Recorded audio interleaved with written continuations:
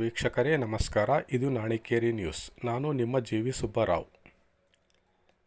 ರಂಗಭೂಮಿಯ ಜೀವಮಾನ ಸಾಧನೆಗೆ ಕೊಡಮಾಡುವ ಪ್ರತಿಷ್ಠಿತ ಡಾಕ್ಟರ್ ಗುಬ್ಬಿ ವೀರಣ್ಣ ಪ್ರಶಸ್ತಿಗೆ ಈ ಬಾರಿ ವಿಜಯನಗರ ಜಿಲ್ಲೆಯ ಮರಿಯಮ್ಮನಹಳ್ಳಿಯ ಡಾಕ್ಟರ್ ಕೆ. ನಾಗರತ್ನಮ್ಮರವರಿಗೆ ಲಭಿಸಿದೆ.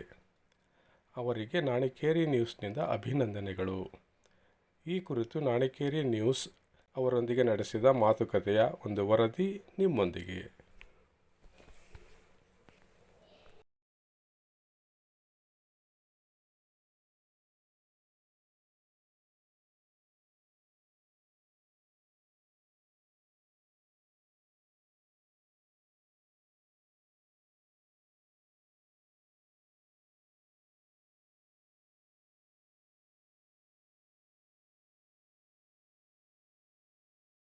ಎಲ್ರಿಗೂ ನಮಸ್ಕಾರ.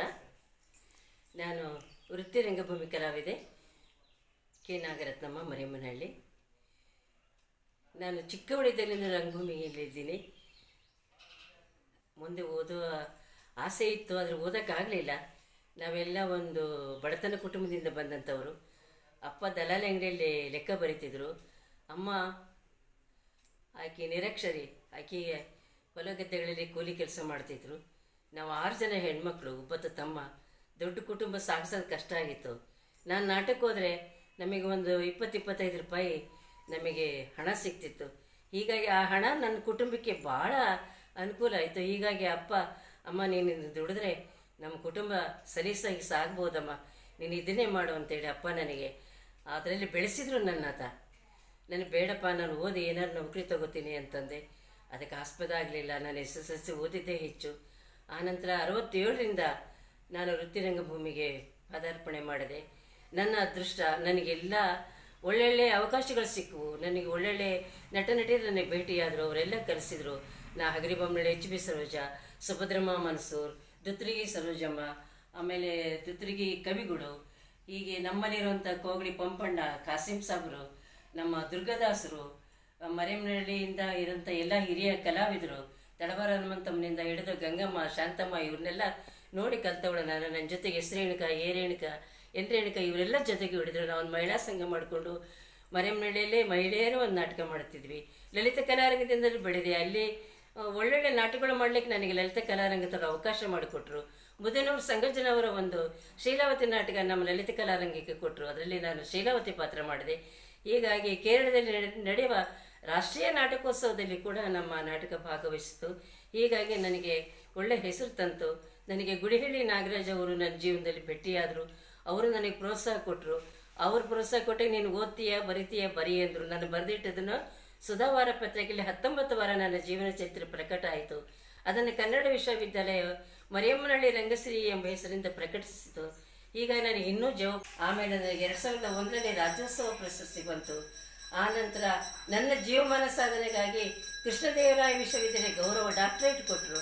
ಆ ನಂತರದಲ್ಲಿ ನನಗೆ ಅನೇಕ ಬೇರೆ ಬೇರೆ ಸಂಘ ಸಂಸ್ಥೆಯವರು ಸಾವಿತ್ರಮ್ಮ ದೇಜಾಗ ಕೊಟ್ಟರು. ಮೈಸೂರಿನಲ್ಲಿ ನಮ್ಮ ಸೊಂಡೂರಿನ ನಮ್ಮ ಪ್ರಭು ಸ್ವಾಮೀಜಿಯವರು, ಅವ್ರ ಮಠದಿಂದ ನನಗೆ ಅವರು ಒಂದು ನನಗೆ ರಾಣಿ ಕಿತ್ತೂರು ಜನ ಪ್ರಶಸ್ತಿ ಬಂತು. ಬೇಕಾದಷ್ಟು ಮಹಿಳೆಯ ಪ್ರಶಸ್ತಿಗಳ ಬಗ್ಗೆ ನನಗೆ ಹೇಳಲಿಕ್ಕೆ ಆಗೋದಿಲ್ಲ, ಅಷ್ಟೇ ಪ್ರಶಸ್ತಿಗಳು ನನಗೆ ಸಿಕ್ತು. ಅದರಿಂದ ನಾನೊಂದು ಬಿದ್ದಂಥ ಮನೇಲಿ ಸರಿ ಮಾಡಿಕೊಂಡು ಒಂದು ಶೋಕೇಸ್ ಮಾಡಿಕೊಂಡು ಅವನ್ನೆಲ್ಲ ಈಗಲೂ ಇಟ್ಟಿದ್ದೀನಿ. ನನಗೆ ರಾಜ್ಕುಮಾರಿಂದ ಪ್ರಶಸ್ತಿ ಪಡೆದಿದ್ದು ಒಂದು ಫೋಟೋ ಮಾತ್ರ ಇದೆ, ಅದು ಬಿಟ್ಟರೆ ಬೇರೆ ಏನೂ ಇಲ್ಲ. ನಾನು ನನ್ನ ಡಾಕ್ಯುಮೆಂಟ್ರಿ ಮಾಡಿದರು. ಕನ್ನಡ ಸಂಸ್ಕೃತಿ ಇಲಾಖೆ, ನಾಟಕ ಅಕಾಡೆಮಿ, ವಾರ್ತಾ ಪ್ರಸಾರ ಇಲಾಖೆ, ಹೀಗೆಲ್ಲ ನಾಟಕಗಳು ಕೂಡ ಮಾಡಿದ್ರು. ಅವರೆಲ್ಲ ನನ್ನ ನಾಟಕಗಳು ಆಡಿದ ನಂತರ ಅವನ್ನೆಲ್ಲ ಡಾಕ್ಯುಮೆಂಟ್ರಿ ಮಾಡಿದರು. ಹೀಗೆ ನನ್ನ ಜೀವನ ನಡೀತಾ ಬಂತು. ಈಗ ಇಳಿ ವಯಸ್ಸಿನಲ್ಲಿ ಕೂಡ ನನ್ನ ರಂಗ ತರಬೇತಿ ಶಿಬಿರಗಳನ್ನು ಮಾಡ್ತಿದ್ದೆ. ನಾನು ಬೆಂಗಳೂರಿನಲ್ಲಿ ನನ್ನ ಮಗಳಿದ್ದಾಳಂತ ಅಲ್ಲಿಗೆ ಹೋದೆ. ಅಲ್ಲಿಯೂ ನಾಟಕ ಶಿಬಿರ ಮಾಡಿದ್ವಿ. ಅಲ್ಲಿ ಕೂಡ ಮಕ್ಕಳಿಗೆ ನಾಟಕ ಕಲಿಸ್ದೆ.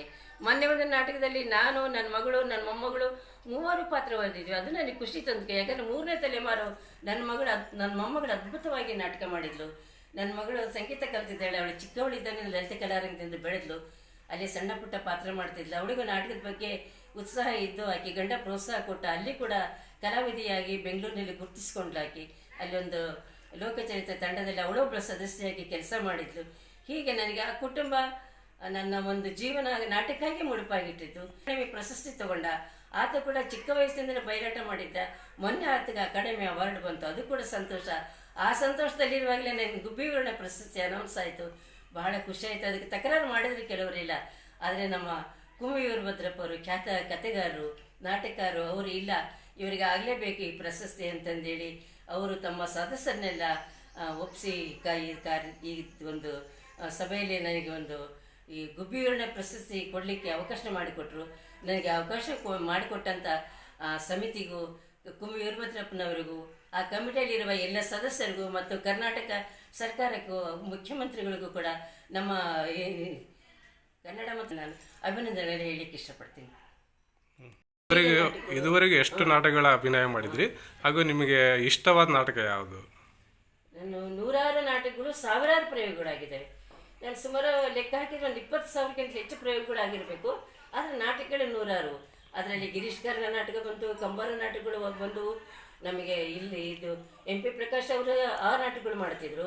ಕನ್ನಡ ಕಲಾ ಸಂಘದಲ್ಲಿ ಕೆಲವು ಅವರು ರಾವಿನದಿ ದಂಡೆ ಮೇಲೆ ಮಾಡಿದರು, ನಾಯಕತೆ ಮಾಡಿದರು, ಅಲ್ಲೂ ಮಾಡಿದೆ ನಾನು.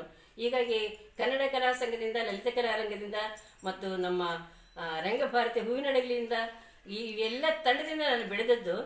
ನನಗೆ ಭಾಳ ಹೆಸರು ತಂದು ಕೊಟ್ಟಿದ್ದ ನಾಟಕ, ನನಗಿಷ್ಟವಾದ ನಾಟಕ ಮುದ್ದನೂರು ಸಂಗಜನವರ ಶೀಲಾವತಿ ನಾಟಕ. ಅದು ಭಾಳಷ್ಟು ಪ್ರಯೋಗ ಆಯಿತು.